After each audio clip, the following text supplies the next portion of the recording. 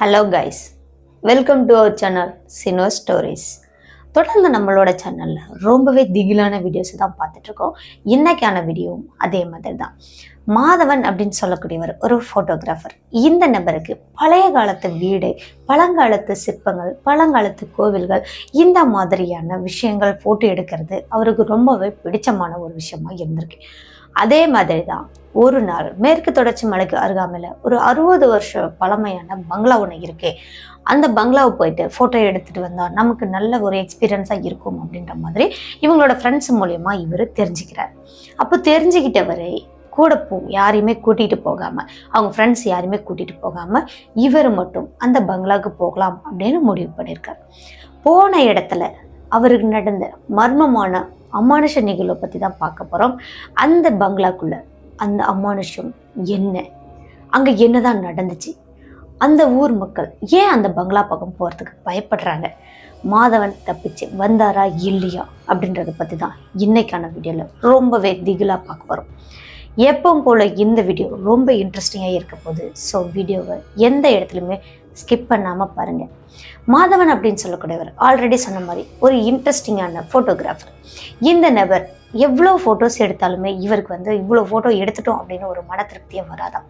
அது மாதிரி தான் ஃப்ரெண்ட்ஸ் மூலயமா அந்த மரகத விலாஸ் அப்படின்ற ஒரு வீடும் தெரிஞ்சிருக்கு. இந்த வீட்டை கேட்டதுமே இவருக்கு ரொம்பவே புதுசாக இருக்கே, ரொம்ப வித்தியாசமான பேராகவும் இருக்கே, இந்த வீட்டை நம்ம போயிட்டு ஃபோட்டோ எடுக்கணும் அப்படின்னு ஒரு ஆர்வம் வந்திருக்கு. அப்போது இந்த நபர் செஞ்ச முதல் தப்பு என்னன்னு பார்த்தீங்கன்னா, அவங்களோட ஃப்ரெண்ட்ஸ் யாரையுமே கூப்பிடாமலே போயிருக்கு, யாருக்கிட்டையுமே சொல்லாமலும் போயிருந்திருக்காரு. அடுத்தது இந்த நபர் அங்கே போனதுக்கு அப்புறமா அந்த ஊர்க்காரங்க எல்லாருமே, இந்த நபர் புதுசாக இருக்கார் இல்லையா, அந்த ஊர்க்காரங்கள்ட்ட கொஞ்சம் பழகிறதுக்கு டைம் ஆயிருக்கு. அதே போல் அந்த ஊர்லேயே போயிட்டு சின்னதாக தங்கறதுக்கு மட்டும் ஒரு ரூம் மட்டும் எடுத்துட்டுருக்காரு, ஒரு நாளைக்கு ஸ்டே பண்ணுற மாதிரி. அந்த ரூமில் இருந்த இவர் குளித்து முடிச்சுட்டு ரெடியாகி இந்த கேமரா எல்லாமே ஃபுல் சார்ஜரோட கேமரா, ஃபுல் சார்ஜரோட மொபைல் எல்லாத்தையுமே ரெடி பண்ணி எடுத்துக்கிட்டு சாயங்கால டைமாக இந்த நபர் நடந்து போயிருக்காரு. நடந்து போகும்போது கொஞ்சம் காட்டு வழி பாதைகளாக இருக்க மாட்டேங்குங்க. அந்த காட்டு வழி பாதைகள் எல்லாம் அங்கங்கே வயல்வெளிகளும் இருந்திருக்கு. அப்போது அங்கே வேலை செய்கிறவங்கெல்லாம் ஃபோட்டோ எடுத்துகிட்டு இருந்திருக்காரு. அடுத்தது இந்த பக்கம் போனால் அந்த மரகத விலாஸ் வருமா அப்படின்னு கேட்டிருக்காரு. கேட்டதும் அங்கே உள்ள அந்த மக்கள் எல்லாம் ஒரு மாதிரி பீதி ஆயிட்டாங்க. என்னப்பா என்ன கேட்குற, ஒன்றும் புரியல அப்படின்னு கேட்டிருக்காங்க. அம்மா, இந்த தொடர்ச்சி மலைக்கு பக்கத்தில் ஏதோ 60 வருஷத்துக்கு முன்னாடி பூட்டின ஒரு பங்களா இருக்குதாமே, அந்த பங்களா உங்களுக்கு தெரியுமான்னு கேட்டேன் அப்படின்னு சொல்லி கேட்டிருக்காரு. கேட்டதுமே அவங்க எல்லாருமே, தம்பி அந்த பக்கம் போயிடாத, அங்கே பயங்கரமான பேய்கள்லாம் இருக்கு, அங்கே போனவங்க யாருமே நிம்மதியாக வீடு திரும்பினது கிடையாது, வீடு திரும்பினவங்க யாருமே உயிரோட இருந்ததும் கிடையாது அப்படின்ற மாதிரி சொல்லியிருக்காங்க. என்ன நீங்கள் என்னை இப்படி பயமுறுத்துறீங்க, நான் கண்டிப்பாக அங்கே தான் போவேன் அப்படின்னு சொல்லிட்டு அந்த நபர்கள் சொல்றது எதையுமே கேட்காம அந்த நபர் அடுத்தது மரகத விலாஸுக்கு போறார். போகும்போதே அங்கே தூரத்துல இருந்து பார்க்கவே அந்த வீடு ரொம்ப பயங்கரமாக இருந்திருக்குங்க. ரொம்ப பாலடைஞ்ச வீடாகவும் இருக்கு. இந்த அருந்ததி கோட்டையை பார்த்தா எல்லாருக்கும் எப்படி பீதியாகும் அது மாதிரி இருந்திருக்குங்க அவருக்கு. அடுத்து கொஞ்சம் பக்கமாக போகும்போது தான் பார்த்தா அந்த செவர்கள் எல்லாம் முள் புதர்கள், அதுக்கப்புறம் செடிங்க, அது இதுன்னு அந்த வீடே பாதியை மறைச்சிருச்சு. கேட்டும் ரொம்பவே துருப்பிடிச்சிருக்கு. இப்போ மாதன் அந்த கேட்ல கை வச்சு கேட்டை ஓப்பன் பண்றாரு. ஓப்பன் பண்ணும்போதே அப்படியே அந்த கேட்டு துருப்பிடிச்சிருந்துச்சு இல்லையா, அதனால ஒரு பயங்கரமான சத்தம் ஒன்று கேட்டிருக்கு. அப்படியே அந்த துருப்பிடிச்ச கேட்டை திறக்கும்போது அதுக்கப்புறம் அந்த சத்தம் அந்த காடு ரொம்ப அமைதியா இருந்த காட்டுக்குள்ள அது மட்டும் பயங்கரமா எக்கோ ஆகுற மாதிரி இருக்கு. அதையும் பொருட்படுத்தாம இந்த நபர் அடுத்து உள்ள போறாரு. உள்ள போகும்போது ஃபர்ஸ்ட் மெயின் டோர் கதவை ஓப்பன் பண்றாருங்க. ஓப்பன் பண்ணும்போது அதுக்குள்ள சில பூச்சிகள், வண்டுகள், அது இதுன்னு நிறையவே மேய்ஞ்சிட்டு இருந்திருக்கு. கூடவே அந்த பங்களாக்குள்ள வௌவால்களும் இருந்திருக்கு. அந்த வௌவால் எல்லாம் பறந்து போகும்போது இவருக்கே பயம் நடுக்கம் வந்துருச்சு. என்னடா இது அப்படின்னு. அடுத்தது கொஞ்சம் 2-3 அடி உள்ள போயிட்டாரு. போனதுக்கு அப்புறமா பார்த்தா அந்த வீட்டில் நடு ஹாலில் ஒரு ஊஞ்சலும் கட்டியிருக்காங்க. அந்த ஊஞ்சலும் ரொம்ப பழைய ஊஞ்சல் போலங்க, அதுவும் ஃபுல்லாக துரு பிடிச்சி போயிருக்கு. ஆனால் அந்த ஊஞ்சல் மெதுவாக அசைஞ்சிக்கிட்டும் இருக்கு. இவருக்கு ஒன்றுமே புரியல. என்ன காரணம்னா ஜன்னல் ஃபுல்லாக க்ளோஸில் தான் இருக்குது, எப்படி அந்த ஊஞ்சல் மட்டும் தானாக ஆட முடியும்? அதையும் அவர் கொஞ்சம் பயத்தோட பார்த்துட்டு அடுத்தடுத்த ரூமுக்கு போகலாம் அப்படிங்கும்போது அங்கே பழைய ஒரு வாசனை, அந்த வீடெல்லாம் ரொம்ப பூட்டி வச்சுருந்தா ஒரு நாத்தம் மாதிரி நாரும் பார்த்தீங்களா, அந்த வாசனையும் இவருக்கு வந்திருக்குங்க. வந்ததும் இவருக்கு கொமட்டிக்கிட்டு வர மாதிரி இருந்திருக்கு. அடுத்தது இந்த நபர் கொஞ்சமாக தண்ணியெல்லாம் குடிச்சிட்டு மேற்கொண்டு ரூம்கள் எல்லாம் பார்க்கலாம், ஃபோட்டோ எடுக்கலாம் அப்படின்னு சொல்லி ஒரு இடமா போய் பார்க்குறாரு. பார்க்கும்போது இவர் ஹால்லெல்லாம் பார்த்து முடிச்சுட்டாருங்க. அந்த ஊஞ்சல் இருக்குது பார்த்தீங்களா, அதையும் ஒரு ஃபோட்டோ எடுத்துட்டாரு. அதன் பிறகு இவங்க அந்த வீட்லேயே மாடி இருந்திருக்கு. அந்த மாடி படிக்கட்டில் மரப்படிக்கட்டு தாங்க, அந்த படிக்கட்டில் ஏறாரு. ஒரு கால் எடுத்து வைக்கும் போதும் வித்தியாசமான சத்தங்கள் கேட்குது. மனுஷங்க முணுமுணுக்கிற மாதிரியான சத்தம், பறவைங்க கத்துற மாதிரியான சத்தம், இது மாதிரி வித்தியாசமான சத்தங்களாக கேட்க ஆரம்பிச்சிருக்கு. இவர் நடுங்கிட்டாரு. எங்கேயுமே இவர் பல இடங்களுக்கு போயிருக்காரு, தனியாகவும் போயிருக்காரு, நைட் டைம்லேயும் போயிருக்காரு. ஆனால் இந்த அளவுக்கு பயந்ததே இல்லையாம். அந்த இடம் போகும்போது அவ்வளோ ஒரு பயத்தோடு போயிருந்திருக்கார். கேமராவே இவரால் சரியாக பிடிக்க முடியலன்னா பார்த்துக்கோங்களேன். அதுக்கப்புறமா அந்த படிக்கட்டெல்லாம் மேலே ஏறி போயாச்சு. போனதுக்கப்புறமா பார்த்தீங்கன்னா அங்கே மேலே இருந்த ரூம்கள்லேயே ஒரு ரூம் வந்து ஓப்பனில் தான் இருந்திருக்கு. அந்த ரூமை வந்து மெதுவாக திறக்கிறாருங்க. அந்த ரூமும் ரொம்ப பழைய காலத்தில் பூட்டி வச்சது இல்லையா, அதை திறக்கும் போதும் ஒரு வித்தியாசமான சத்தம் கேட்குது. கூடவே ஒட்டடைகளாகவும் இருந்திருக்கு. அந்த கதை ஓப்பன் பண்ணிவிட்டு மெதுவாக எட்டி பார்க்குறாருங்க. பார்த்தா அந்த ரூமில் ரொம்ப பெரிய கண்ணாடி ஒன்று இருந்திருக்குங்க. அந்த செவுத்தில் மாட்டியிருந்திருக்கு. ஐ திங்க் இது வந்து ஒரு ட்ரெஸ்ஸிங் ரூமாக இருந்திருக்கும். அந்த ட்ரெஸ்ஸு, அதுக்கப்புறம் மேக்கப் ஐட்டம், இந்த மாதிரியான பொருட்கள்லாம் வச்சுருக்கக்கூடிய இடமா இருக்கும் அப்படின்னு நினச்சிருக்காருங்க மாதவன். அப்போது உள்ளே போய் பார்க்குறாரு. அந்த பெரிய கண்ணாடியை இவரே மலைச்சு பார்க்குறாரு. இவ்வளோ பெரிய கண்ணாடி எங்கடா இருந்திருக்கும் அப்படின்னு பிரம்மாண்டமான கண்ணாடியாக இருந்திருக்கு. அடுத்து அந்த கண்ணாடியையும் ஃபோட்டோ எடுக்கலாம் அப்படின்னு கண்ணாடிக்கு சைடில் கொஞ்சம் இவர் வந்து அந்த பிம்பத்தில் தெரியாமல், அந்த கண்ணாடியில் தெரியாத அளவுக்கு சைடில் நின்று ஃபோட்டோ எடுக்கலாமல் எடுத்திருக்காரு. அப்போது அந்த ஃபோட்டோவை கரெக்டாக வந்திருக்கா இல்லைன்னு செக் பண்ணுவாங்க இல்லையா, அப்படி செக் பண்ணும்போது அந்த கண்ணாடிக்கு முன்னாடி ஒரு சேர் போட்டு ஒரு பொண்ணு உட்காந்துட்டு தலை சீவிட்டு இருக்கிற மாதிரி இருந்திருக்குங்க. அள்ளு விட்டுட்டாருங்க இவர். உடனே அந்த அந்த கண்ணாடிக்கு முன்னாடி பார்க்குறாரு. பார்த்தா அங்கே யாருமே இல்லை, அந்த சேரும் இல்லை. ஆனால் இந்த ஃபோட்டோவில் அந்த மாதிரி தான் விழுந்திருக்கு. அடுத்தது தலை சீவிட்டு இருக்கிற அந்த பொண்ணை கிராண்டான ஒரு சாரியும் கட்டியிருந்திருக்காங்க. அந்த ஃபோட்டோவை பார்த்துக்கிட்டே அந்த ரூமையும் மெதுவாக பயத்தோட சுற்றி பார்க்குறாருங்க, பின்னாடி ஏதாவது இருக்குதா அப்படின்னு. அப்படி பார்த்துட்டே வரும்போது அந்த கண்ணாடிக்கு பக்கத்துலேயே பார்த்தீங்கன்னா ஒரு இடத்துல ஒரு ஃபோட்டோ ஒன்று இருக்குங்க. அந்த ஃபோட்டோ ஒரு பொண்ணோட ஃபோட்டோ, அது வேற எதுவுமே இல்லைங்க. இந்த மாதவனோட கேமராவில் விழுந்துச்சு பார்த்தீங்களா, அதே பொண்ணோட ஃபோட்டோ தான். சேம் அதே சாரி கட்டியிருக்க மாதிரி தான் இருக்கு. அந்த ஃபோட்டோவுக்கு கீழே பிளட்டால் எழுதின மாதிரி 2 எழுத்துக்கள் இருந்திருக்கு. என்ன எழுத்துக்கள்னா, நீ வந்துட்டியா, எனக்காக வந்துட்டியா, நான் உனக்காக காத்துட்ருக்கேன் அப்படின்னு எழுதியிருக்கிற மாதிரி எழுதியிருந்திருக்குங்க. இதையும் அவர் பார்த்துட்டு நடுங்கி போயிட்டாருங்க. இந்த இடத்த விட்டு ஓடி வந்தா போதுண்டா சாமி அப்படின்னு சொல்லிட்டு அந்த ரூமை விட்டு வெளியே ஓடி வந்தாராம். ஓடி வரவேங்க பின்னாடி இருந்து ஒரு குரல், நீ எனக்காக வந்துட்டியா, நான் இங்கே தான் இருக்கேன், உனக்காக காத்துட்ருக்கேன் அப்படின்னு ஒரு பொண்ணு கூப்பிடுற மாதிரி பேசுகிற மாதிரி இருந்திருக்கு. இந்த பேச்சு குரல் பயங்கரமாக இவர் பக்கத்துலேருந்து பேசுகிற மாதிரி இருக்குங்க. ஆனால் இவருக்கு அந்த ஓடிட்டே இருக்கும்போது ஒரு இடத்துல நின்று பார்க்குறாரு. இந்த குரல் எங்கேருந்து வருதுன்னே தெரியலங்க. யாருமே இல்லை. சுற்றியும் பார்க்குறாரு, யாருமே இல்லை. பக்கத்து ரூம்லையும் பார்க்குறாரு, அங்கேயும் யாருமே இல்லை. ஆனால் அந்த குரல் இவரோட காதுக்கு பக்கத்தில் பேசுன மாதிரி தான் இருக்கு. என்னடா இது, ஒண்ணுமே புரியலையே, நம்ம பக்கத்துல யாருமே இல்லை, ஆனா அந்த குரல் மட்டும் கேட்டுட்டே இருக்கு அப்படின்னு பார்க்கும்போது படிக்கட்டில் இறங்கிட்டு இருக்கும் போதே திடீர்னு அந்த வீட்டோட அந்த கூலிங், அந்த டெம்பரேச்சரு ஃபுல்லாக டவுன் ஆகிடுச்சாங்க. கொஞ்சம் இதமாக இருந்த அந்த இடம் ஃபுல்லாக குளிர ஆரம்பிச்சிருச்சான். இங்கே மாதவனால் அடுத்த அடி எடுத்து வைக்கவே முடியல. கை கால்லாம் அவ்வளோ ஒரு ஜில்லுன்னு ஆயிடுச்சு. இவருக்கே ஒரு மாதிரி விரைச்சி போன மாதிரி இருக்கு பார்த்தீங்களா, அந்த மாதிரி ஆகிறதுக்கான கண்டிஷனில் இருக்கிற மாதிரி மாதவனுக்கே ஃபீல் ஆகிடுச்சா. அதுக்கப்புறம் மாதவன் என்ன பண்ணாராம், அந்த படியிலேருந்து மெதுவாக இறங்கி படியை விட்டு இறங்கிட்டாராம். இறங்கின அடுத்த செகண்டை பார்த்தா இவருக்கு முன்னாடி ஒரு உருவம் அப்படியே பனி போல வந்து நிற்குதாங்க. அந்த உருவம் வேறு எதுவுமே இல்லை, அந்த பொண்ணோட உருவம் தான். அந்த பொண்ணோட உருவம் பனி போல நிற்கிற அந்த இடத்துல இருந்து அப்படியே மெதுவாக ஊதுற மாதிரி இருக்குதாங்க. அப்படியே ஃபுல்லாக பனியாக செம்ம கூலிங்காக ஆகிற மாதிரி மாதவனுக்கு ஃபீல் ஆகிடுச்சான். ஆல்ரெடி இவரே நடுங்கிட்டு இருக்கிறாரு கூலிங்கில், ஆனால் இப்போது அதை விட இன்னும் எக்ஸ்ட்ரீமாக இருக்கிற மாதிரி இருக்குது. இப்போ மாதவனால கேமராவை நல்லா கூட கையில பிடிக்க முடியலங்க. அப்படியே கையெல்லாம் விளவெளத்து போன மாதிரி ஆயிடுச்சு. அதன் பிறகு மாதவன் என்னென்னமோ பண்ணி பார்த்துருக்காரு. அதுக்கப்புறமா அந்த கேமராவை மெதுவா கையில எடுத்திருக்காரு. எடுத்தவருக்கு கண்ணு மட்டும் நல்லா வேலை செஞ்சுட்டு இருக்குங்க. அப்போ கேமராவை அந்த உருவத்துக்கு நேராக வைக்கணும். அந்த உருவம் சட்டுன்னு மறைஞ்சிருச்சு. அந்த உருவம் மறைஞ்ச அடுத்த செகண்டே 100% வச்சுருந்தோம் அந்த கேமராவோட பேட்டரி இப்போ 1%க்கு வந்துருச்சு. 0% ஆகுது. அந்த கேமரா ஆஃப் ஆகுது. என்னடா இது, கேமரா ஆஃப் ஆகிடுச்சே அப்படின்னு இவர் பதட்டத்தில் அதன் பிறகு இவரோட பேக்கெட்லாம் தேடி பார்க்குறாரு. தேடி பார்த்தா அவரோட மொபைல் இருக்குது. அதுலேயுமே 100% ஃபுல் பண்ணி தானே எடுத்து வந்துருக்காரு சார்ஜர். அப்போ அந்த மொபைலில் வந்து நம்ம எடுத்துக்கலாம் அப்படின்னு சொல்லிட்டு அதையும் பார்க்குறாருங்க. அந்த மொபைலும் திடீர்னு ஸ்விட்ச் ஆஃப் ஆகிடுச்சு. இவருக்கு யாருமே ஹெல்ப் பண்ணுறதுக்கு ஆள் இல்லை. ஆல்ரெடி இவர் வரும்போதே சொல்லியிருக்கிறாங்க, அந்த பக்கம் போகாதப்பா, அது ரொம்ப டேஞ்சரான இடம்னு சொல்லியிருக்காங்க. ஆனால் மாதவன் கேட்காம வந்துட்டார் இல்லையா, அந்த காரணத்தினால என்னடா பண்ணுறது ஏதடா பண்ணுறதுன்னு இவருக்குள்ளேயே புலம்ப ஆரம்பிச்சிட்டாரு. கொஞ்சம் தைரியத்தை வர வச்சுட்டு எப்படி மெயின் டோர் வழியாக நம்ம வெளியே ஓடிடலாம் அப்படின்னு மெயின் டோர் பக்கமாக ஓடினாராங்க. டம்முன்னு அந்த கதவும் லாக் ஆயிடுச்சு. ஆனால் யார் சாத்தினாங்கன்னு தெரியல, இவரும் சாத்தலை. இவரும் போயிட்டு அந்த கதவை ஓப்பன் பண்ணி பார்க்குறாரு. கதவை ஓப்பனே பண்ண முடியல.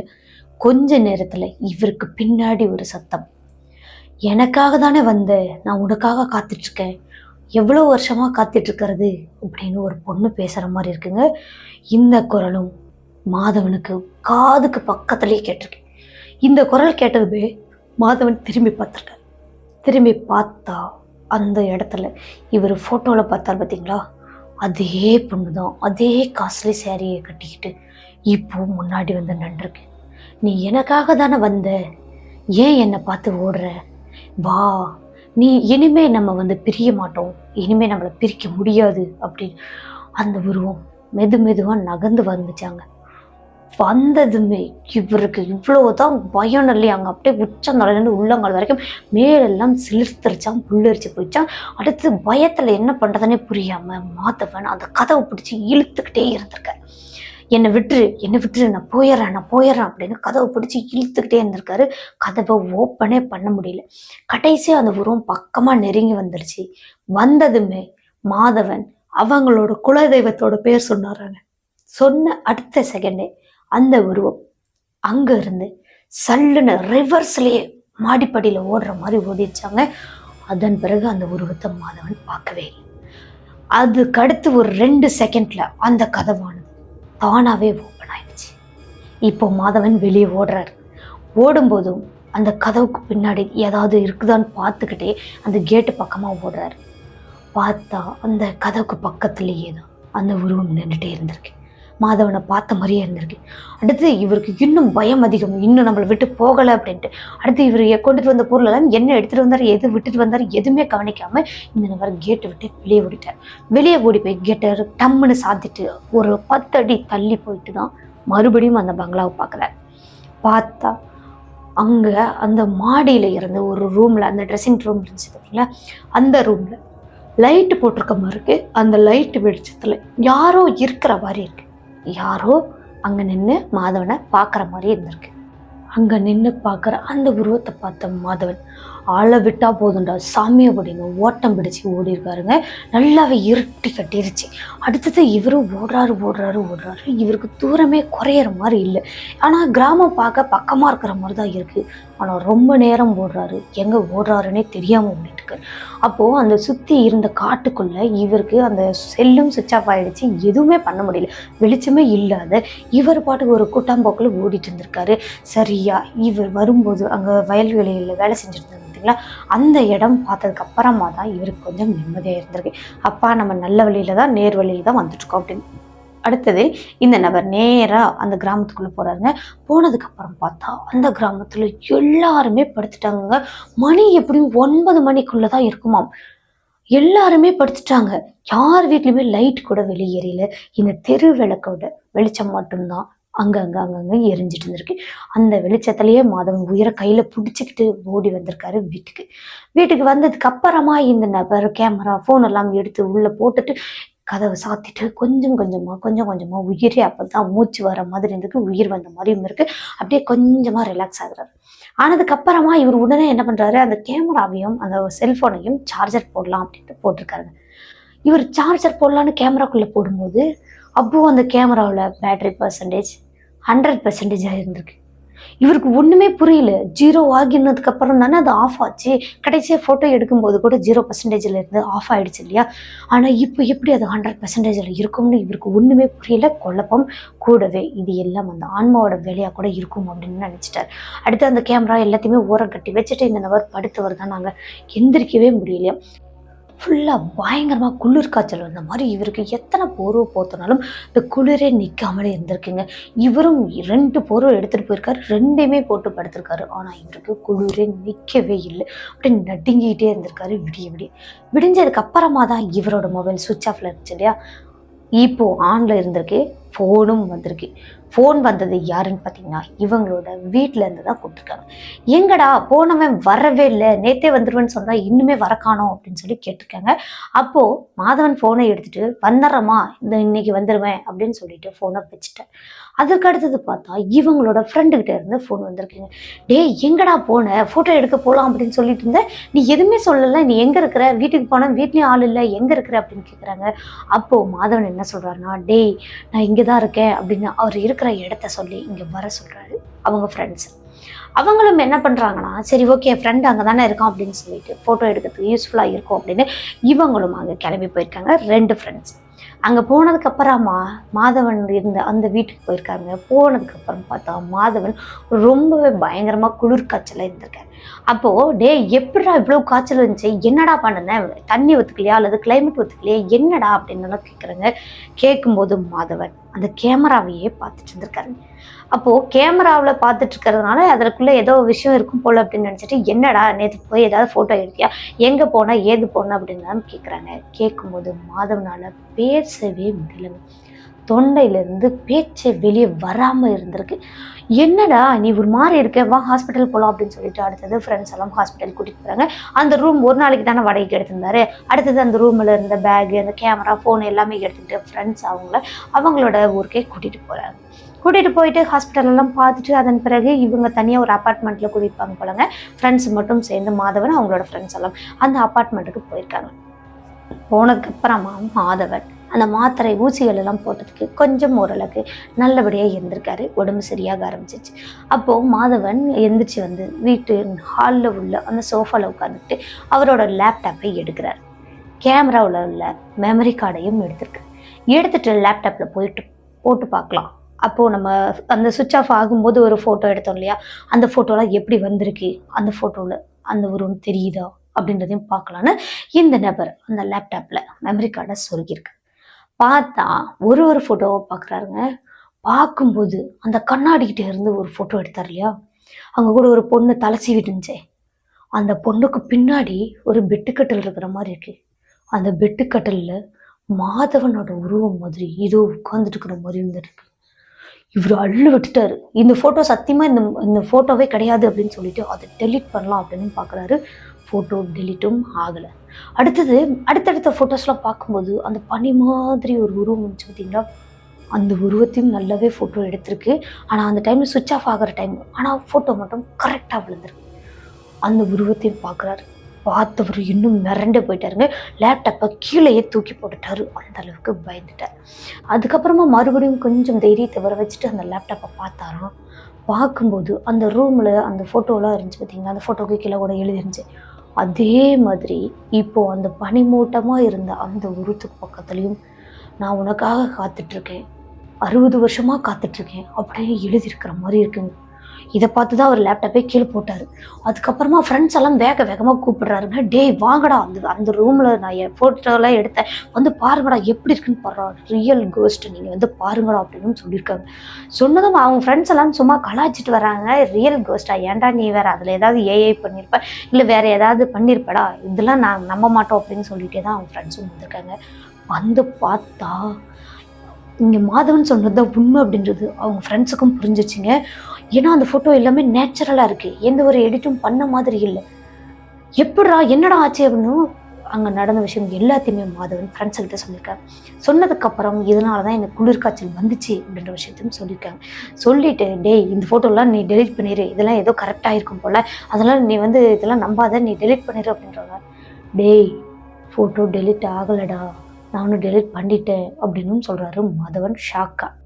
அந்த ஷாக்கில் இருந்து மாதவனை வெளியே கொண்டுட்டு வரணும் அப்படின்றதுக்காக ஃப்ரெண்ட்ஸும் கொஞ்சம் நேரம் அப்படியே ஷாக்கான மாதிரி இருந்துட்டு அடுத்தது ஜாலி மோடுக்கு திருப்புறாங்க. அப்போ மாதவனும் அந்த விஷயங்கள் எல்லாம் மறந்துட்டு ஜாலியாக அவங்க ஃப்ரெண்ட்ஸோட பேசுறது, ஃபன் பண்ணுறது, இந்த மாதிரி இருந்திருக்காங்க. அன்னைக்கு நாள் அப்படியே போயிடுச்சு. அன்னைக்கு நைட்டு மாதவன் போய் படுத்திருக்காருங்க அவங்களோட ரூம்ல. 3 பேருக்கும் தனித்தனியான பெட்ரூம் இருக்குங்க. இப்போ மாதவன் அவரோட ரூம்ல படுத்துட்டு இருக்காரு. படுத்துட்டு இருக்கும்போது நல்லா தூங்கலாம் அப்படின்னு நல்ல தூக்கத்துக்கு அப்போதான் போறாரு. அப்போ பாத்தீங்கன்னா இவரோட மொபைல்ல ஏதோ ஒரு நோட்டிபிகேஷன் வர மாதிரி ஒரு சவுண்டு கேட்டு, இந்த சத்தத்தை கேட்ட அவரு நார்மல் நோட்டிபிகேஷனா இருக்கும், இதுக்கெல்லாம் நம்ம போய் எந்திரிக்க கூடாது அப்படின்னு சொல்லிட்டு போர்வை விளக்காமலே மறுபடியும் தூங்குறாரு. அப்போ நல்லா தூக்கத்துல இருக்கும்போது இவருக்கு அங்க கேட்ட அதே குரல் மாதிரி, நான் உனக்காக காத்துட்டு இருக்கேன், சீக்கிரமா வா, உனக்காக தான் காத்துட்டு இருக்கேன் அப்படின்னு யாரோ ஒரு பொண்ணு சொல்ற மாதிரி இருந்திருக்கு. இந்த குரலை கேட்டதும் மிரண்டு போயிட்டாரு. அந்த போர்வையிலேருந்து டக்குன்னு எந்திரிச்சு உட்காந்துருக்காரு. எழுந்து உட்காந்துட்டு அந்த ரூமையே ஃபுல்லாக பார்க்குறாருங்க. பார்த்தா யாருமே இல்லை. ஆனால் அந்த குரல் மட்டும் இவர் விடாத கேட்டுட்டே இருக்கு. அப்போது இந்த நபர் வெளியே அந்த ஹால் பக்கமாக எந்திரிச்சு வரலாம் அப்படின்னு வந்திருக்காரு. வரும்போது பார்த்தீங்கன்னா அந்த லேப்டாப் இருந்துச்சு பார்த்தீங்களா, இப்போது அந்த லேப்டாப் ஓப்பனில் இருக்கிற மாதிரி இருக்குது. அதில் இவர் அந்த பங்களாவில் எடுத்த அதே ஃபோட்டோ மாதிரி இருக்குது. இந்த ஃபோட்டோவை பார்த்ததும் அவர் நடுங்கி விட்டார், ஷாக் ஆகிட்டார். லேப்டாப் எப்படி தானாக ஆனில் இருக்கும், அதுவும் கரெக்டாக இந்த ஃபோட்டோவில் இருக்கும் அப்படின்னு எல்லாருக்குமே ஒரு குழப்பம் இருக்கும் இல்லையா? அதே மாதிரி தான் மாதவனும் குழம்பி போயிட்டார். அதுக்கு அடுத்து லேப்டாப் அப்படியே மூடி வச்சுட்டு, ஆஃப்லாம் பண்ணாங்க, அப்படியே மூடி வச்சுட்டு வேகமாக அவங்க இந்த பெட்ரூமில் போய் படுத்துட்டாராம். போர்வை இழுத்து போத்திட்டாராம். ஆனால் அந்த குரல் மட்டும் இவருக்கு தொடர்ந்து கேட்டுகிட்டே இருக்கு, சீக்கிரமா வா, சீக்கிரமா வா அப்படின்னு கூப்பிடுற மாதிரி குரல்கள் அன்னைக்கு நைட்டு ஃபுல்லாக தூங்கவே விடாத அளவுக்கு கேட்டுகிட்டே இருந்திருக்கு. அதுவும் ஒரு அப்பார்ட்மெண்ட் வீடு. அந்த வீட்டில் போயிட்டு பக்கத்து வீட்டுக்காரங்களோ இல்லை வேற யாருமே இந்த மாதிரிலாம் பேச முடியாது இல்லையா? ஆனால் இவருக்கு அந்த குரல் கேட்டுகிட்டே இருக்கிறதுனால இந்த நபர் அந்த பெட்ரூம் விட்டு வெளியே வராமலே அன்னைக்கு பொழுது விடிஞ்சிருச்சு. விடிஞ்சதுக்கு அப்புறமா அவங்களோட ஃப்ரெண்ட்ஸ் எல்லாம் எழுந்துட்டாங்க. ஆனால் மாதவன் விடிஞ்சதுக்கு அப்புறமா தான் தூங்கியிருக்காரு. நல்லா ஆழ்ந்த தூக்கத்தில் இருந்தவர் லேட்டாக தான் எந்திரிச்சிருக்காரு. அதுக்கப்புறமா இவங்களோட ஃப்ரெண்ட்ஸும் என்னடா இவ்வளோ நேரம் தூங்கிட்டு இருக்க, காய்ச்சல் இன்னும் சரியாகலையா, உடம்பு இன்னும் சரியாகலையா அப்படின்லாம் கேட்குறாங்க. கேட்கும்போது மாதவன், டேய் உடம்பெல்லாம் சரியாயிடுச்சுடா, ஆனால் மனசு தான் சரியில்லை, அங்கே போயிட்டு வந்ததுலேருந்து ஏதோ எனக்கு யாரோ கூப்பிடுற மாதிரியான அந்த மாதிரியே இருக்குடா, அவங்க கூப்பிட்டுட்டே இருக்கிறாங்க, அப்போ அவங்க கூப்பிடுற அந்த டைம் எல்லாம் அவங்க கூப்பிட்ற இடத்துக்கு போகணும் போல இருக்குடா அப்படின்னும் சொல்கிறாங்க. யாரடா கூப்பிடுறாங்க, எங்கடா கூப்பிடுறாங்க அப்படின்னு கேட்கும்போது, அந்த பங்களாவுக்குள்ளே ஒரு பொண்ணோட குரல் கேட்டுச்சுன்னு சொன்னால, அதே குரல் தான் கேட்குது, உனக்காக காத்திருக்கேன், சீக்கிரம் வான்னு என்னை கூப்பிடும் போதெல்லாம் அந்த பங்களாவுக்கு போகணுன்ற எண்ணம் தான்டா எனக்கு வருது அப்படின்னு சொல்லியிருக்காரு. சொன்னதும் அவங்க ஃப்ரெண்ட்ஸ் எல்லாம் ஷாக் ஆயிட்டாங்க. டேய் பைத்தியம் பிடிச்சிருக்கா நீ, ஏன் இப்படி பேசுற, அந்த அந்த பங்களா எப்படியாப்பட்ட பங்களான்னு உனக்கு தெரியும் தானே, அங்கெல்லாம் போகக்கூடாது, அந்த மாதிரிலாம் நீ நினைக்கவே கூடாது, நீ இங்கே இருக்கவே வேண்டாம், நீ உடனே உங்க வீட்டுக்கு கிளம்பு, அங்கே போனீங்கன்னா நிறைய பேர் இருக்காங்க, நிறைய ஃப்ரெண்ட்ஸ் இருக்காங்க, அப்போ அவங்களோட பேசும்போது உனக்கு கொஞ்சம் ரிலாக்ஸாக இருக்கும், நீ போயிட்டு வா அப்படின்னு அன்னைக்கே கேமராலாம் அவங்களோட கொடுத்து இல்லைங்க, மொபைல் மட்டும் எடுத்து அங்கே மாதவனோட கொடுத்து அவரோட பேக் எல்லாமே ரெடி பண்ணி அங்கே ஊருக்கு அனுப்பி வச்சுட்டேன். ஊருக்கு அனுப்பி வச்சதுக்கப்புறமா அங்கே போயிட்டு ரிலாக்ஸாக இருந்தாரான்னு பார்த்தீங்கன்னா கண்டிப்பாக கிடையாதுங்க. இந்த நபருக்கு தொடர்ந்து அந்த குரல்கள் கேட்டுகிட்டே தான் இருக்கும். இவங்களும் எந்தெந்த வைத்தியமோ பண்ணி பார்க்குறாங்க, எந்தெந்த மாந்திரிகமோ பண்ணி பார்க்குறாங்க, ஆனால் அந்த குரல் இன்னமும் மாதவனுக்கு கேட்டுட்டு தான் இருக்கு. இந்த குரல்லேருந்து மீண்டு வரத்துக்கு ஏதாவது ஒரு வழி இருந்தால் நீங்களே சொல்லுங்கள் சிஸ்டர் அப்படின்னு சொல்லியிருக்காங்க. வியூவர்ஸ், உங்ககிட்டையும் இதே கேள்வியை நான் சொல்கிறேன். இங்கே இந்த நிகழ்விலேருந்து மாதவன் வெளியேறத்துக்கு, நிரந்தரமாக இந்த பிரச்சனையிலேருந்து வெளிவரத்துக்கு ஏதாவது ஒரு தீர்வு இருந்துச்சு அப்படின்னா அதை கமெண்ட் பாக்ஸில் நீங்கள் தெரிவிக்கலாம். கண்டிப்பாக மாதவனுக்கு யூஸ்ஃபுல்லாக இருக்கும்னு நினைக்கிறேன். ஓகே கைஸ், இந்த நிகழ்வை சொன்ன மாதவனுக்கு ரொம்ப ரொம்ப நன்றி சொல்லிடலாம். அந்த நிகழ்வுக்கு அப்புறமா கேமராவை தூக்கிட்டு எந்த ஒரு பழைய இடத்துக்கு போய் ஃபோட்டோ எடுக்கிறதோ அல்லது வேறு எதுவுமே அவர் வந்து இந்த இன்ட்ரெஸ்டிங்கான விஷயங்கள்லாம் ஈடுபடுவாராம். அதாவது இந்த கோஸ்ட்டு, அதுக்கப்புறம் இன்னும் நிறைய விஷயங்கள்லாம் ஈடுபடுவாராம். ஆனால் அதெல்லாம் எதுவுமே இல்லாமல் இருந்திருக்காரு. இப்போ வந்து அவர் ஒரு ஸ்டுடியோ வச்சுட்டு ஹாப்பியான வாழ்க்கையை வாழ்ந்துட்டுருக்காரு. இருந்தாலும் அவருக்கு அந்த குரல்கள் அப்பப்போ கேட்டுகிட்டே தான் இருக்குது அப்படின்னு சொல்லியிருக்காரு. இந்த நிகழ்வு எப்படி இருந்துச்சுன்னா மறக்காமல் கமெண்ட் பாக்ஸில் கமெண்ட் பண்ணுங்கள். வீடியோ பிடிச்சிருந்தா லைக் பண்ணுங்கள், ஷேர் பண்ணுங்கள், கமெண்ட் பண்ணுங்கள். தொடர்ந்து இது மாதிரியான ரியல் லைஃப் கோஸ்ட் இன்சிடென்ட்லாம் கேட்கணும் அப்படின்னா நம்மளோட சினோ ஸ்டோரிஸை மறக்காமல் சப்ஸ்கிரைப் பண்ணி வச்சுக்கோங்க. பக்கத்தில் உள்ள பெல் ஐக்கானில் ஆள் கொடுத்து வச்சுக்கோங்க. ஓகே கைஸ், இது மாதிரி உங்களோட வாழ்க்கையிலையோ அல்லது உங்கள் ஃப்ரெண்ட்ஸ் அண்ட் ரிலேட்டிவில் யாருக்காவது திகிலான அமானுஷமான பயங்கரமான நிகழ்வுகள்லாம் நடந்திருக்கா? அப்போ அதை நம்மளோட சேனலில் வீடியோவாக பார்க்கணும் நீங்கள் ஆசைப்படுறீங்களா? என்னோட வாட்ஸ்அப் நம்பர் கொடுத்துருக்கேன், நீங்கள் வாய்ஸ் நோட்டாக சென்ட் பண்ணிக்கலாம். கண்டிப்பாக அந்த நிகழ்வு நம்மளோட சேனலில் வீடியோவாக பார்க்க முடியும். ஓகே கைஸ், மீண்டும் ஒரு திகிலான ஹாரரான ரியல் லைஃப் கோஸ்ட் இன்சிடென்ட்டோட அடுத்த எபிசோடில் சந்திக்கிற வரைக்கும் உங்களிடமிருந்து விடைபெறுவது உங்கள் சினோ ஸ்டோரிஸில் நான் உமா. டாடா பாய்.